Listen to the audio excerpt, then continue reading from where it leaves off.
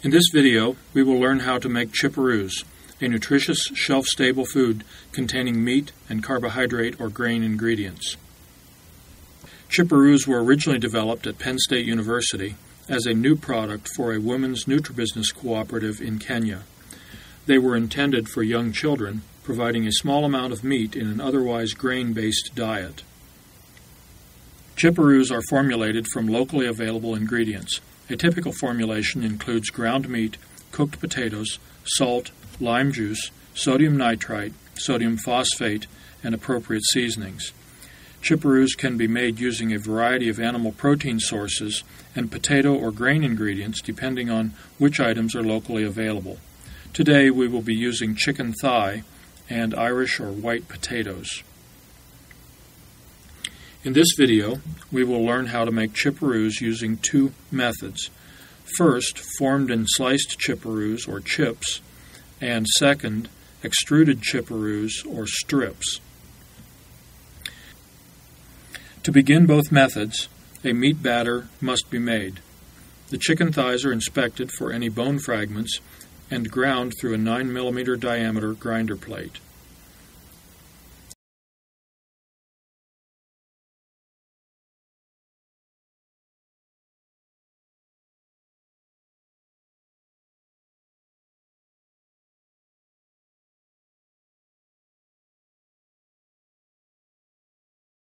Next, the potatoes are washed and boiled with the skins still on until fork tender. After cooling, the potatoes are also ground through a 9 mm diameter grinder plate.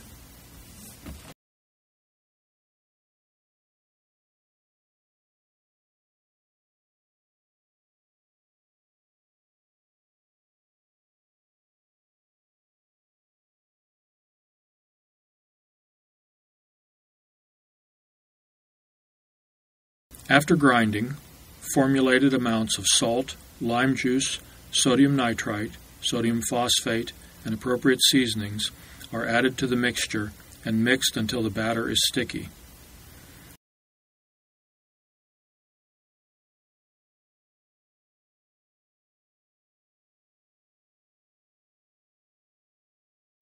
From this point, we will first look at how to form chiparoo chips. To begin, the meat batter is stuffed into a fibrous cellulose casing to form a chub for slicing.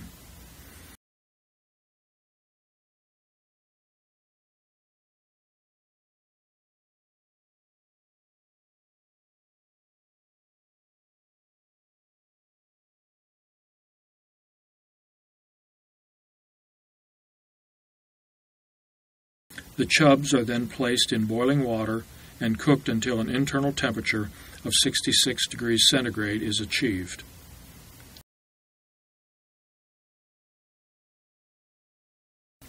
Chiparoo batter may also be formed in a loaf pan for a rectangular log shape for slicing.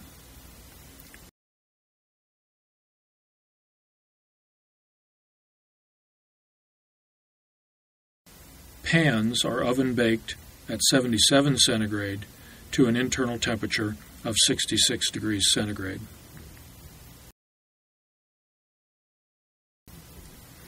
Once cooled, the chubs are then sliced into 3 to 4 mm slices for drying.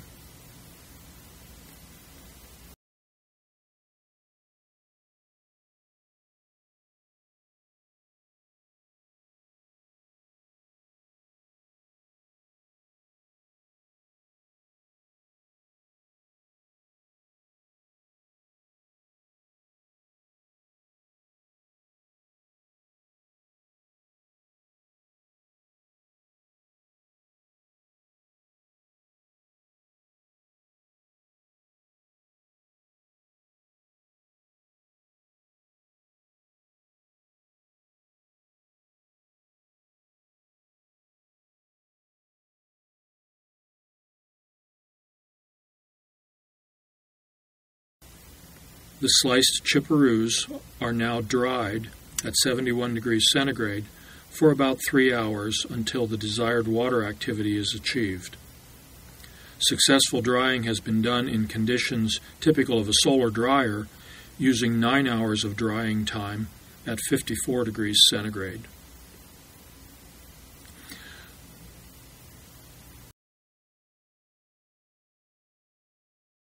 Once fully dried and cooked, the chips are removed, cooled, and stored under airtight conditions.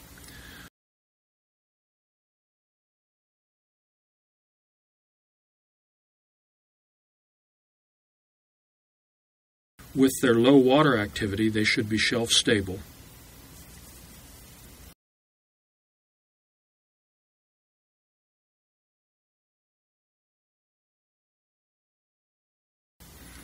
Next, we will see how to make extruded Chiparoo strips.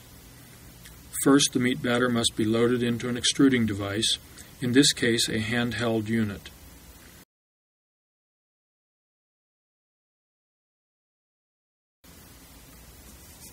The batter is then extruded onto a flattened, expanded stainless steel wire mesh drying rack or cookie sheet that had been lightly coated with oil to prevent adhesion.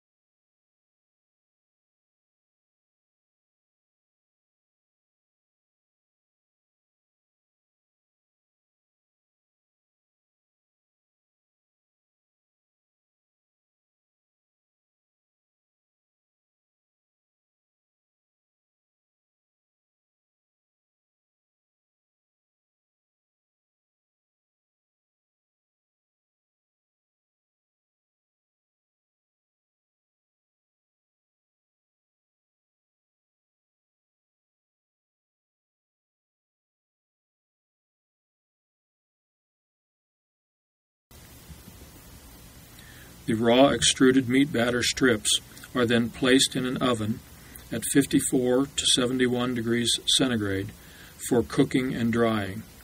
This process may require up to 9 hours at the 54 degrees centigrade, which is typical of a solar dryer. Once fully dried and cooked, the strips are removed, cooled, and stored under airtight conditions.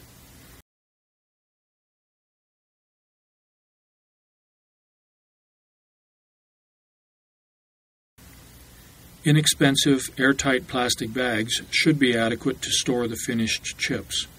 Longer shelf life may be achieved with improved packaging.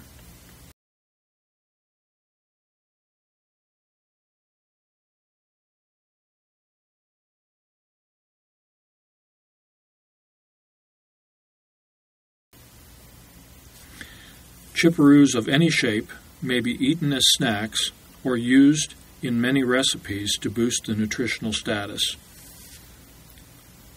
Chiparoos may be added to infant weaning porridge to boost its nutritional profile.